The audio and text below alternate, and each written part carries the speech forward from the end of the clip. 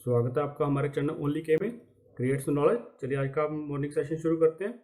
सबसे पहले 30 अप्रैल की इंपॉर्टेंस, इंटरनेशनल जायज डे होता है इस दिन।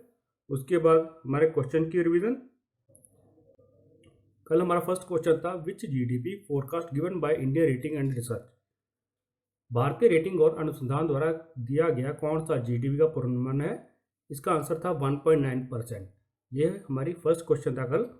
चलिए नेक्स्ट क्वेश्चन हमारा, how much funds contributed by RBI in mutual fund.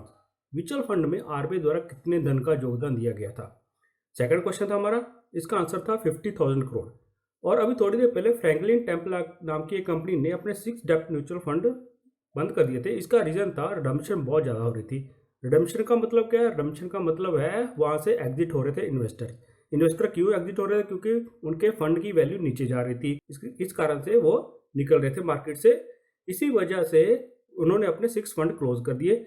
इसी को कवर करने के लिए आरबीआई ने उनको एक हेल्प दी के तौर पे 50,000 करोड़ का एक फंड दिया है सभी म्यूचुअल फंड कंपनी के लिए। चलिए नेक्स्ट क्वेश्चन देखते हैं हमारा, which social media app used by Reliance retail and grocery store. किराना वितरण के लिए रिलायंस रिटेल ने किस सोशल मीडिया ऐप का इस्तेमाल किया? इसका आंसर था व्हाट्सएप। व्हाट्सएप किसका पार्ट है? व्हाट्सएप पार्ट है फेसबुक का। क्यों दीजिए? क्योंकि कस्टमर जो व्हाट्सएप का ग्रुप है उसमें बहुत ज़्यादा कस्टमर है और अभी जियो और व्हाट्सएप दोनों एक ही प्लेटफॉर्म पे आके कस्टमर तक जल्दी से जल्दी पहुंचना चाहते थे। अभी रिलायंस रिटेल ने क्या किया, व्हाट्सएप की फंक्शन यूज करके जल्दी से जल्दी कस्टमर तक पहुंचने के लिए उनके लोकेलिटी के अकॉर्डिंग अपने आप को डिवाइड कर लिया। अभी क्या है, अभी कस्टमर कोई भी व्हाट्सएप पे ऑर्डर दे सकता है। ये हुई थी एक डील किसके बीच में?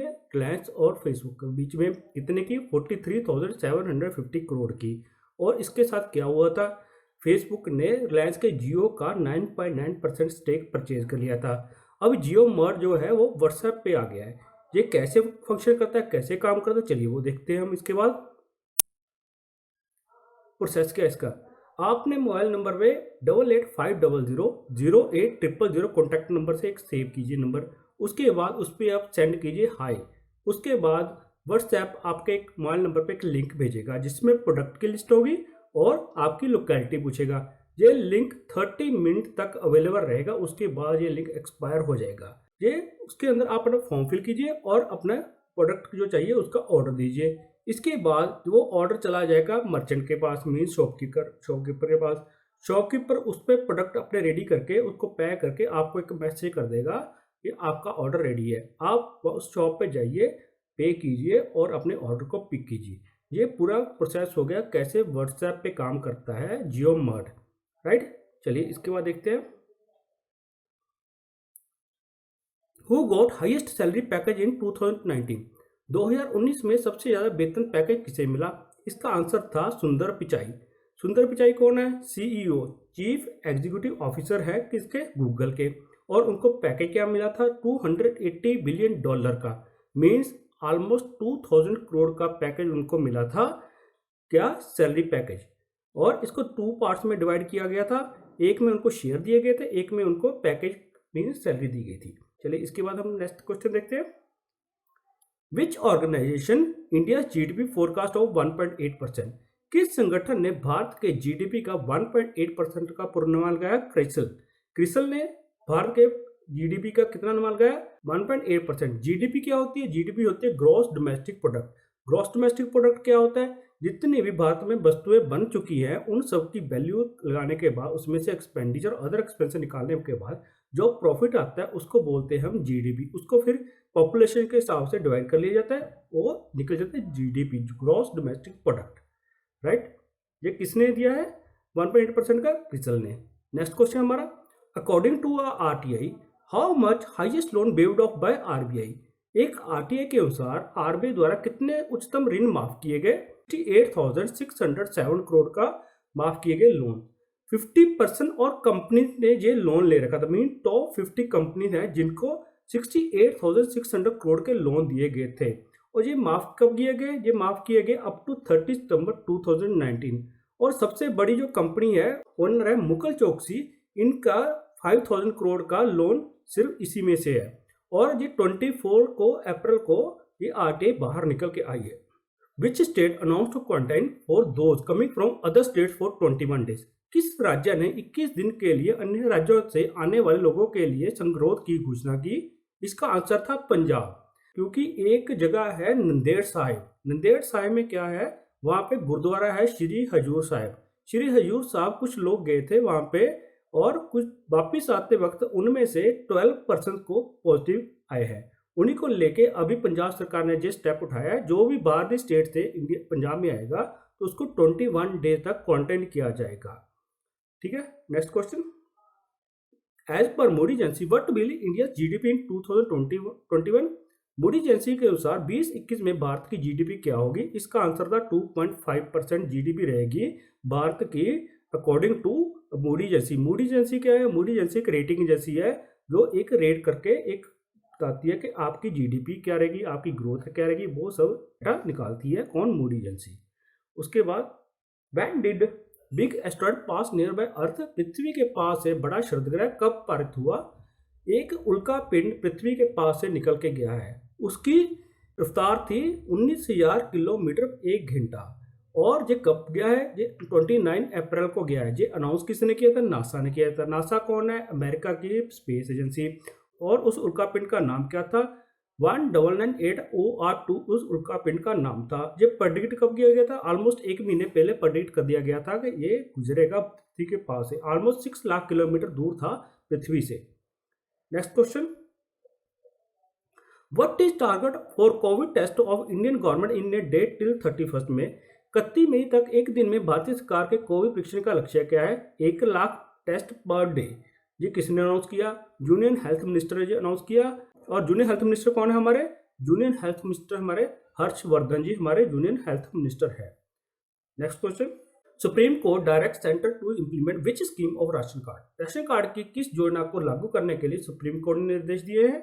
ये स्कीम थी one nation one ration card. ये क्यों दी गई? कोविड-19 के कारण बहुत ज्यादा प्रकोप होने के कारण कुछ माइग्रेंट वर्कर्स जो बाहर स्टेट से दूसरी स्टेट में जाके काम कर रहे हैं वो वापस जा रहे हैं। अभी उनका राशन कार्ड एक जगह पे है और वो काम कहीं दूसरी जगह में कर रहे हैं। इसी बात को लेकर हुए जून में एक स्कीम लॉन्च होनी थी, सेंटर ने करनी थी one nation one ration card की, जो सुप्रीम कोर्ट ने बोला अब अभी लागू कर दीजिए। इससे क्या होगा, जो माइग्रेंट वर्कर्स है उनको बेनिफिट होगा और वो कहीं से भी सामान अपना ले सकते हैं।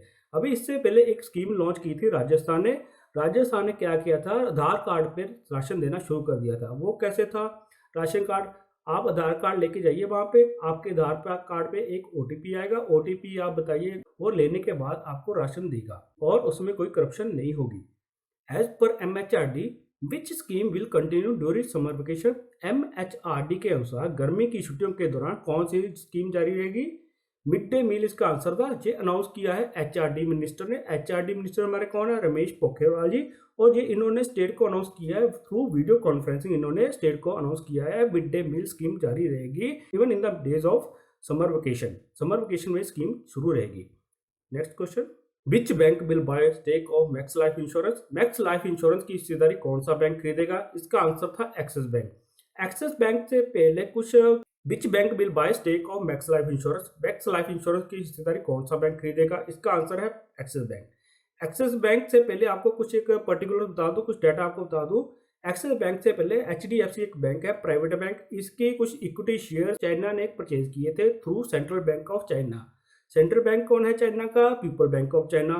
और उसके बाद HDFC ने रिलायंस कैपिटल का 10% अप्रोक्सीमेटली शेयर परचेज किया था। रिलायंस कैपिटल कौन सी थी? रिलायंस कैपिटल थी Anil Reliance capital.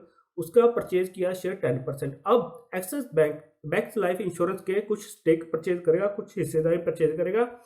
Axis bank क्या है? एक्सिस बैंक है 4th लार्जेस्ट प्राइवेट बैंक। और इसके बाद कितनी परचेज करेगा? 30% वो स्टेक परचेज करेगा मैक्स लाइफ इंश्योरेंस का।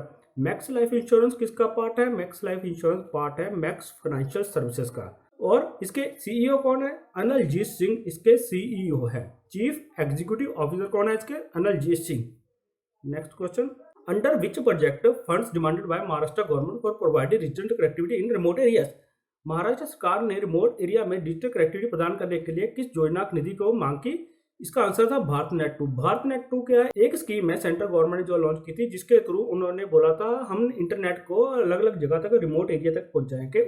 उसी को लेके महाराष्ट्र सरकार ने सेंट्रल गवर्नमेंट से फंड्स की डिमांड की है। अभी तक ये नहीं बताया गया फंड्स की इतने डिमांड किए गए हैं। Next question. Who represent India in a video conference of BRICS forum meeting? BRICS विदेश मंत्री के वीडियो सम्मेलन में भारत का प्रतिनिधित्व किसने किया? इसका आंसर था एस जयकृष्ण। एस जयकृष्ण कौन है? जूनियर मिनिस्टर किसके? एक्सटर्नल अफेयर्स के। एस जयकृष्ण है junior minister of external affairs.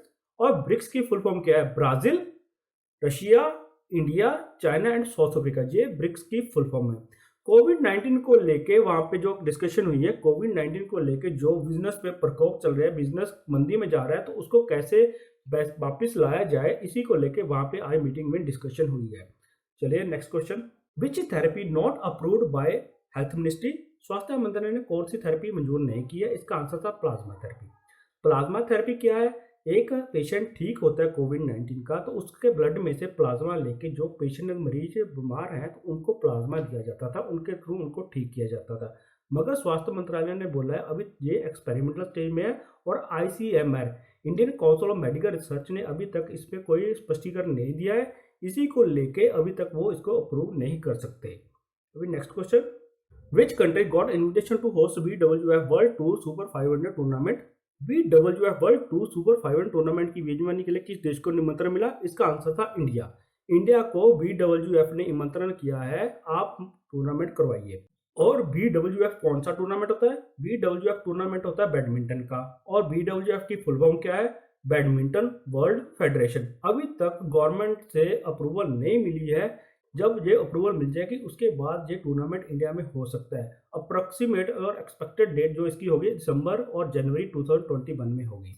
Next question, as per international Olympic committee which games will be cancelled if कोविड-19 क्राइसिस कंटिन्यू? अंतर्राष्ट्रीय ओलंपिक समिति के अनुसार अगर कोविड संकट जारी रहता है तो कौन सा खेल रद्द कर दिया जाएगा? तो इसका आंसर था टोक्यो ओलंपिक गेम्स रद्द कर दिए जाएंगे यदि कोविड-19 का प्रकोप जारी रहता है, अगर कोविड-19 का प्रकोप जारी रहता है तो। Next question,